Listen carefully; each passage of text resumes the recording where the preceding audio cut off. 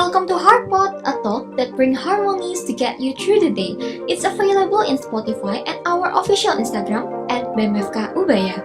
Here's a portal to another medical universe.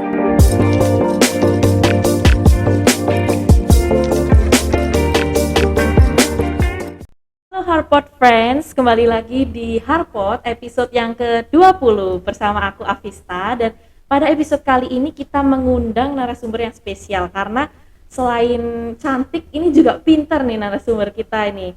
Nah, kita akan membahas tentang pengalaman narasumber mengenai research exchange yang sangat penting dan pastinya menarik sih buat kita, apalagi mahasiswa seperti kita ini ya. Nah, jadi langsung saja kita sapa dulu narasumber kita. Halo Dina. Halo Avista. Oke, nih Din, kita kan ada pepatah ya, tak kenal maka tak sayang nih. Nah, mungkin Dina bisa kenalan dulu nih sama teman-teman. Oke, hai, aku Andi Dina dari angkatan 2019. Oke, ini cantik ya. Walaupun kita pakai masker, tapi Dina sudah terlihat nih cantiknya ya kan. Nah, ini Din, kita mau bahas tentang research exchange nih, karena aku tuh beberapa waktu ini ngikutin banget story-storymu di Instagram nih. Nah, ini kamu tuh lagi pergi ke suatu negara nih, kemana nih? Kamu bisa ceritain kemana dan sebenarnya dalam rangka apa sih ke sana itu? Oke, jadi kemarin aku tuh ke Kroasia. Untuk kotanya itu lebih tepatnya di ibu kotanya dari Kroasia itu Zagreb.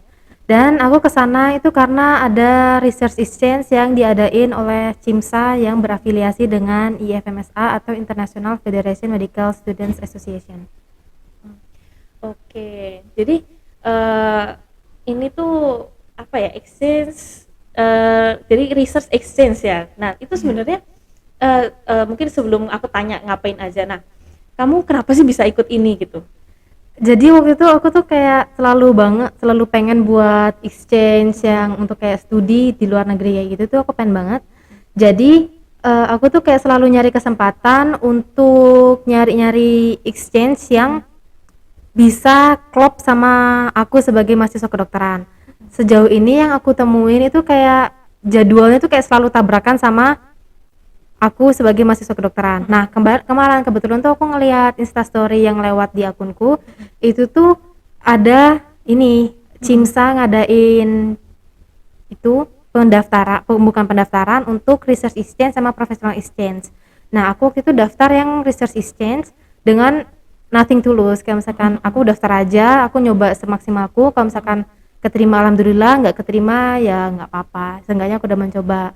Nah, jadi waktu itu aku daftar, itu tuh aku ngikutin beberapa seleksi, ngasih dokumen-dokumen yang diperlukan. Setelah beberapa seleksi aku nunggu beberapa hari, akhirnya keterima, alhamdulillah banget. Keren. Jadi sekali coba itu langsung keterima ya Din ya? Iya, hitungannya ya. alhamdulillah. Keren.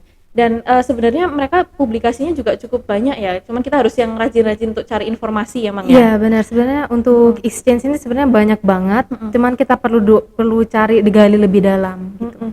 Nah, abis daftar tuh seleksinya apa aja sih Din? Mungkin bisa diceritain nih ke teman-teman. Oke, jadi waktu itu daftar, kita beli formulirnya, kita isi, kita pengen negara apa aja, dan kita juga masukin motivational letter, CV, GPA transcript yang bahasa Inggris.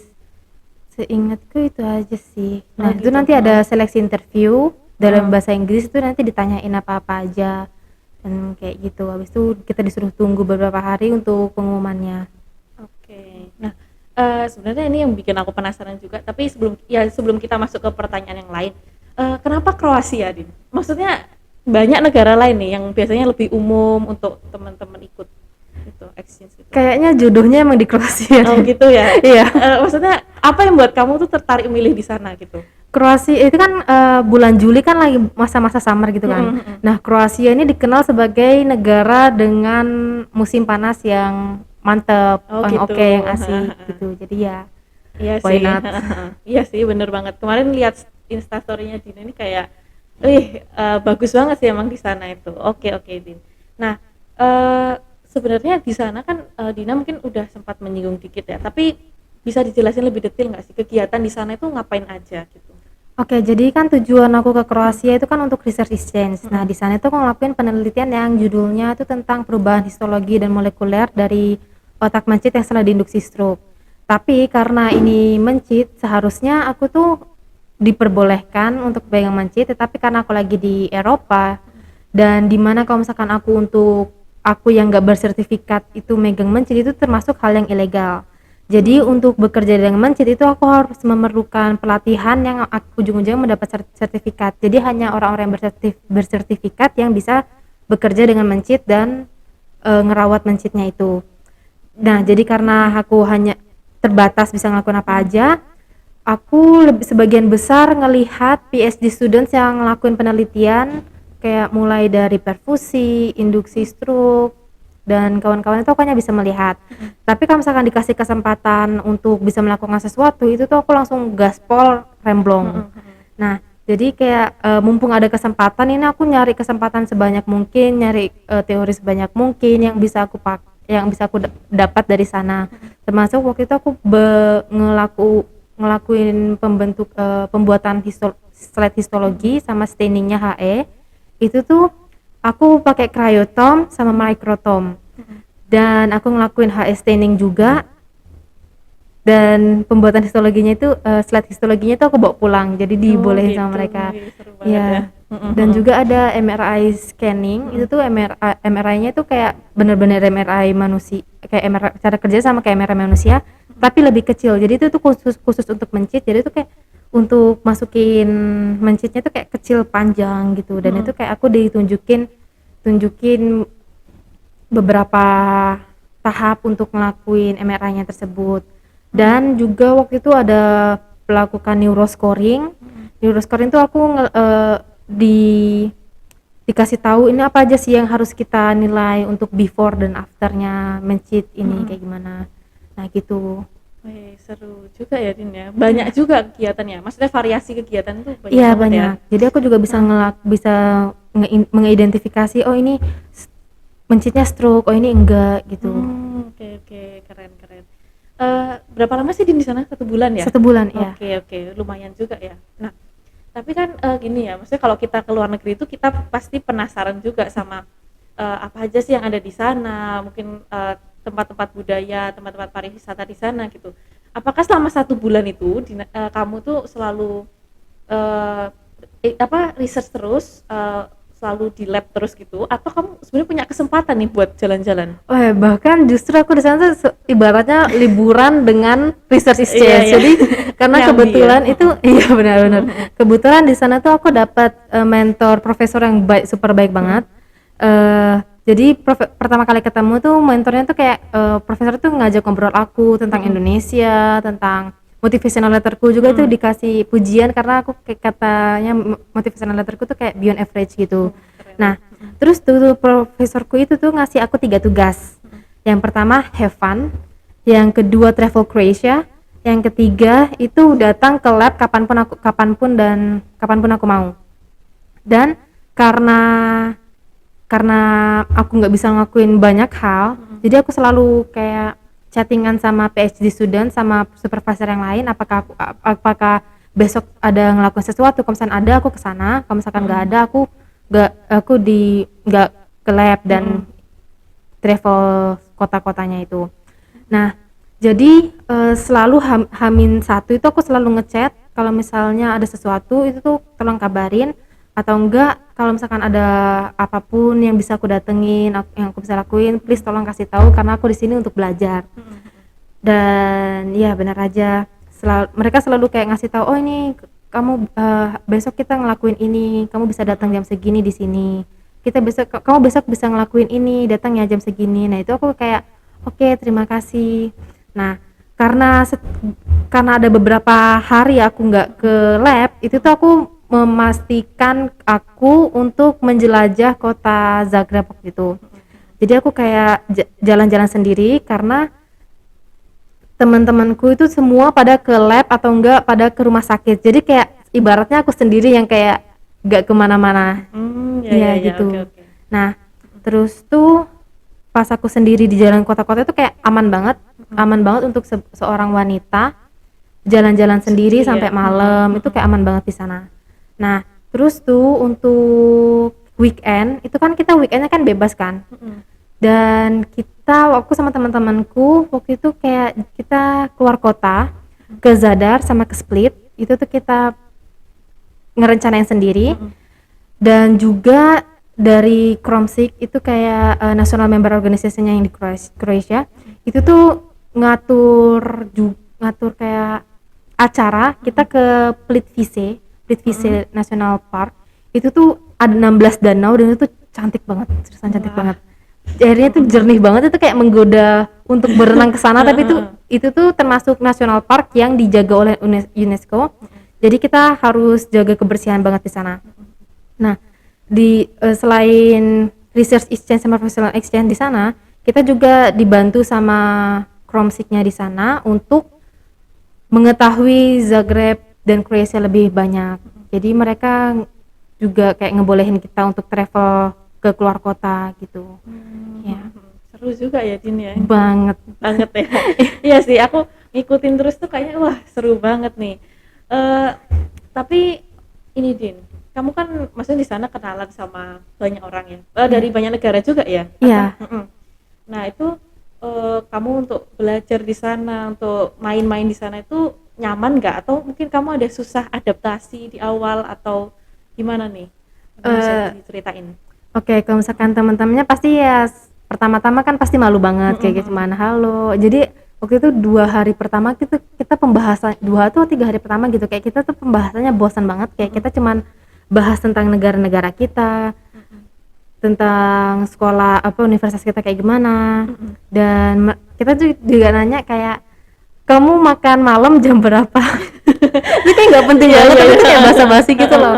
Jadi kayak temanku dari roommate itu dari Spanyol, dan dia tuh ngomong kalau misalkan dia makan malam tuh jam 9, sedangkan kita kan jam 7-an gitu kan. Iya benar-benar. Ya ampun, malam banget. Iya. Nah, ya kayak gitu. Terus tuh kalau misalkan untuk ngobrol sama mereka tuh nyaman banget, asik banget. Mereka juga kayak kita literally satu grup itu kayak semua satu frekuensi, dan kita tuh kayak YOLO banget gitu. Iya. Nah, ya terus tuh kalau misalkan adaptasinya itu menurutku nggak susah, karena aku dari kecil udah pindah dari satu kota ke kota yang lain sampai sekarang. Jadi menurutku untuk diriku sendiri adaptasi itu benar-benar hal yang normal. Paling ada satu kendala yang aku temuin di Eropa yang aku benar-benar kayak ya ampun, Apa tuh? itu tuh dong. penggunaan toilet paper. Dan kita di sana kan kita kan pakai air kan ya, Iya. untuk setelah pipis itu kan pakai air. Nah, kalau di sana tuh langsung pakai toilet paper. Iya. Susah juga ya Din ya. Susah sih banget. Benar, itu susah, itu bagian tersusah menurutku. Iya. Cuman kalau untuk yang lainnya aman lah ya. Aman kok. Tapi paling awal-awal hari-hari pertama, beberapa hari pertama itu tuh kesulitan jam tidur sih, karena kan perbedaan dari sini sama sana kan 5 jam. 5 jam ya. Iya gitu. 5 jam duluan sini ya, Din? Atau Duluan sini. Duluan sini ya. Oke. Tapi kan itu karena Dina itu udah sering pindah-pindah kota. Nah, kalau untuk misalnya teman-teman yang dari kecil sampai sekarang itu ya nggak pindah kota lah, nggak maksudnya nggak pindah-pindah gitu. Apakah akan susah, Din? Apalagi negeri orang gitu loh. Ya menurutku kalau misalkan yang bagian yang akan terlihat susah itu ngatur jam tidur sama itunya sih, jam tidur sama cuacanya. Tergantung kita di bulan apa.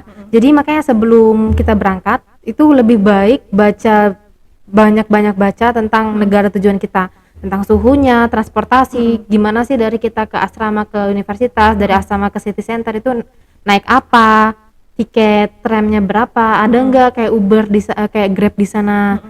Terus tuh untuk makanannya juga tuh kan aku termasuk picky eater, jadi aku kayak susah untuk milih-milih makanan. Tapi surprisingly di sana aku kayak makannya tuh harus iya bisa, karena waktu itu aku makan di kantinnya tuh kayak jadi aku ngikutin makanan yang ada di kantin, mau nggak mau aku harus makan daripada aku kelaparan. Nah itu lebih ke memaksakan diri untuk bisa bertahan hidup di negeri orang, karena kita di sana kan nggak ada bantuan dari orang tua. Kalau misalnya kita sakit kan kita harus ngerawat diri sendiri. Nah jadi yang bagian susah itu lebih ke bagian tidur sama cuacanya menurutku. Ya itu sih memang, tapi pasti bisa lah ya. Itu iya pasti bisa. Lebih banyak membaca dan bakalan lebih bagus lagi kalau misalkan kamu nge- mempelajari bahasa dasar-dasarnya Oh sebelah iya, sana. Jadi benar-benar. sebelum aku ke Kroasia itu aku belajar beberapa bahasa dasarnya, dan pas aku pamer skillku ke sana, mereka kayak kaget, mereka kayak kaget, dan mereka nyangka aku bisa bahasa Kroasia udah lama, karena Oh, ya karena aku ngomongnya kayak lancar gitu. iya sih. Ini seru banget nih teman-teman. Oke, terus ini sih Din, mungkin sebelum ke yang selanjutnya, eh ini kan motivational letternya Dina ini bagus lah ya, beyond average lah. Nah itu sebenarnya ada triknya nggak sih atau tipsnya itu buat teman-teman di sini mungkin untuk menulis motivational letter itu? Yang pertama, tahu kelebihannya dirimu sih. Yang pertama lebih tahu kelebihannya diri kita sendiri apa, SWOT-nya kita apa, dan lebih banyak juga kayak baca-baca motivational letternya dari yang tersedia di internet, itu kalian baca. Terus tuh nanti pas kalian udah baca itu, nanti kalian pasti tahu apa yang harus kalian tulis. Yang pertama, pasti otomatis kalian perkenalkan diri dan kalian tunjukin minatnya kalian dan kelebihannya kalian tuh apa. Itu yang penting. Kelebihannya kalian tuh yang penting. Dan tunjukkan juga keminatan kalian terhadap project itu. Nah, itu tuh kayak Iya, bakalan bakal oke. ini ya. Oke, tapi kalau untuk misalnya aku nggak pernah nih berprestasi atau mungkin aku sebelumnya nggak pernah ada pengalaman untuk exchange gitu. Eh, ada kesempatan nggak sih? Atau kesempatan itu besar nggak sih Din sebenarnya? Pasti ada kesempatan itu akan selalu ada, tapi pinter-pinternya kita nyarinya kayak gimana.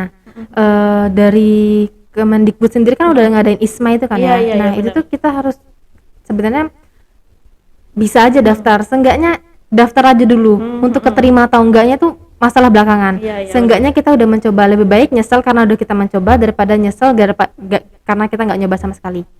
Nah, jadi kita harus pintar-pintar untuk nyari exchange-nya kayak gimana, dan nggak perlu kalian untuk banyak-banyak organisasi itu. Aku sendiri itu aku bukan mahasiswa BEM, bukan mahasiswa DPM.